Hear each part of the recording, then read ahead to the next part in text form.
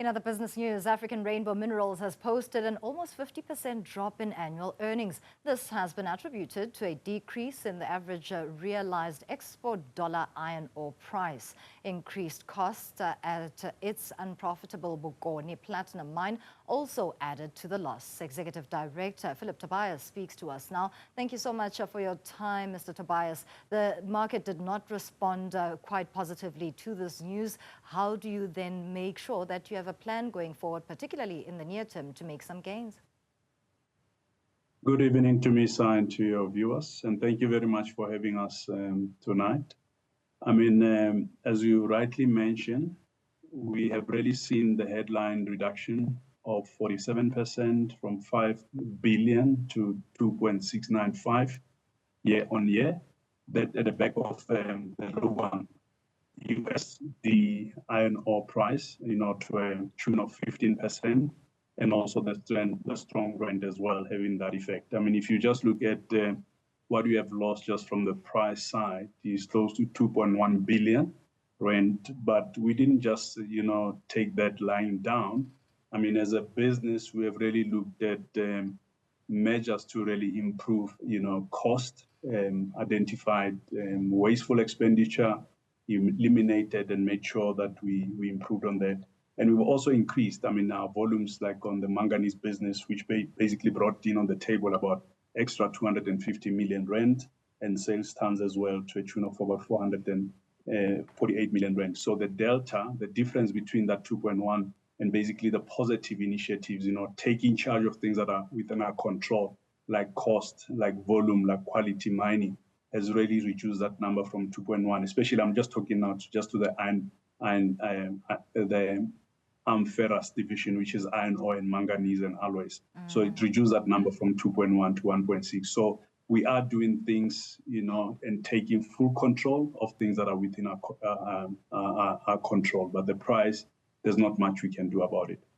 Diversified as African Rainbow Minerals is, what's to be said about the current geopolitical tensions across the globe that are basically making it quite uncertain times for the likes of the mining industry? How do you navigate that? Look, the geopolitical issues do affect us. We have seen the impact of the tariffs, how it's really affected all the markets, just from the proclamation that the US president made.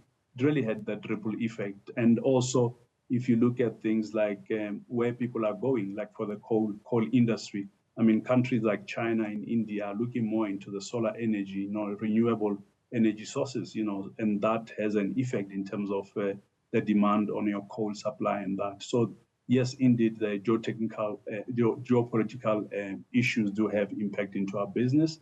But what we need to do, as a business, obviously, is to continue to make sure that what we are doing as miners, we do to the best of our ability. We continue to look at prudent and a disciplined capital allocation, investing money into these quality assets, position them such that when the right time comes, when those tailwinds come, that we are able to basically leverage on that.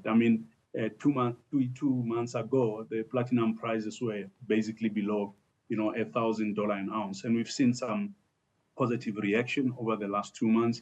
Platinum really, even this week, the beginning of this week, going to about $1,400 an ounce. So those are the positive signs. But for you to benefit, you need to make sure that you are strategically positioned, that you have created enabling environment in your business. You are well resourced with the requisite skills. You've got, production that you can really sell. Because if you don't have production to sell, even when the good prices are there, you won't be able to basically leverage and to benefit from that. So we have to continue to look at things that basically are within our control.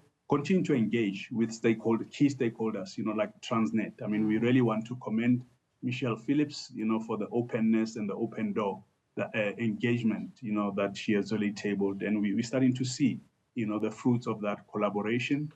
The coal line has really increased in terms of their performance. And as a result, it's really enabled us as producers, to do more, to export more, and be able to really enhance our revenue.